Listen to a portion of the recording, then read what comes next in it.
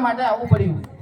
અરે પિતાજી, આજે મારી ફઈનો અપમાન થયું છે તેનો બદલો હું લઈશ. અરે ના દીકરા, એનો બદલો લેવા માટે તો હજી આ દશાનંદ જીવે છે. તારે આવું પગલું ફરવાની કોઈ જરૂર નથી. અરે જ્યાં સુધી તારો આ બાપ બેઠો છે ને ત્યાં સુધી તો હું એને જોઈ લઈશ. અરે પિતાજી, તમે આજ્ઞા કરો તો તેનું ધરતી મસ્તક લઈ અને તમારા ચરણોમાં ડાલું. અરે ના, તારે આવું કઈ કરવાની જરૂર નથી. ઈ તો જે બી કરવાનું છે હું બધો પ્લાન બનાવીને બેઠો છું. તો પિતાજી, જે તમે કહો તેમ કરવા હું તૈયાર છું. હા ઠીક છે, ચાલો.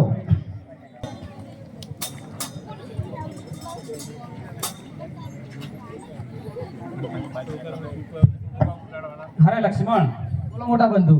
આજે ન થવાનું થાય મને એવું કંઈક લાગી રહ્યું છે, કોઈક એવી શંકા લાગે છે.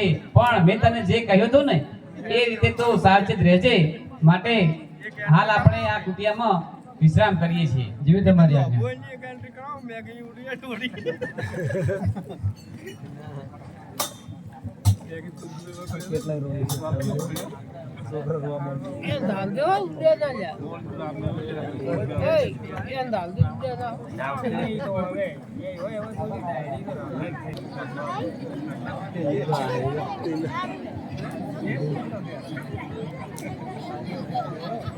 અરે સામે ઊભી રહેલું સોનેરી હરણ એ કેટલું સુંદર લાગે છે. લાવ એનો શિકાર કરી અને એની ચામડીમાંથી મારો કંચો સીવડાવું. તો એનો શિકાર કરવા માટે મારા સ્વામીને વાત કરું. હે સ્વામી, સામે ઊભી રહેલું સોનેરી હરણ એને શિકાર કરી અને એનો કંચો મારે સિલાવો છે. હા. અરે સીધે આટલો મોહ રાખવો ઘણો પેલો છે. માટે એ પણ એક જીવ છે અને એને મારીને આપણે એનું ચામડું સીવી અને આપણે પહેરીએ એ પણ પાપ કહેવાય. માટે એ જીવ છે, એને જવા દો. નહીં સ્વામી, મારે એ સોનેરી હરણ જોઈએ. અરે આટલી હઠ કરો ના સીધા. આ આટલી હઠ કરવાથી તમને ભયંકર કઈ આવશે, માથે કોઈ વાદળ છાયા ઘેરાશે. માટે તમે આ હઠ છોડી દો. નહીં, મારે એ સોનેરી હરણ જોઈએ એટલે જોઈએ જ. અરે સીતા માનશે નહીં. માટે એની ઈચ્છા પૂરી કરવા માટે હું આ હરણનો શિકાર કરું છું.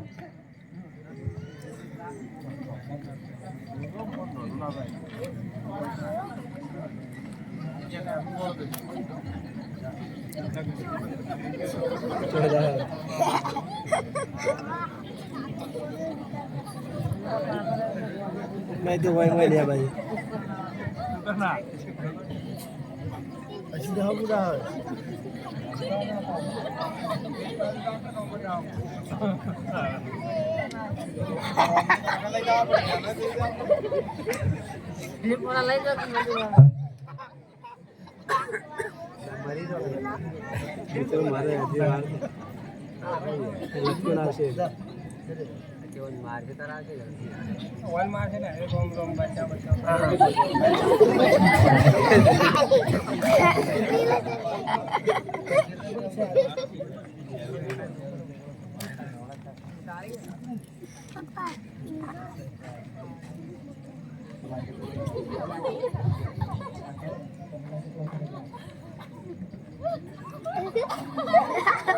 લક્ષ્મણ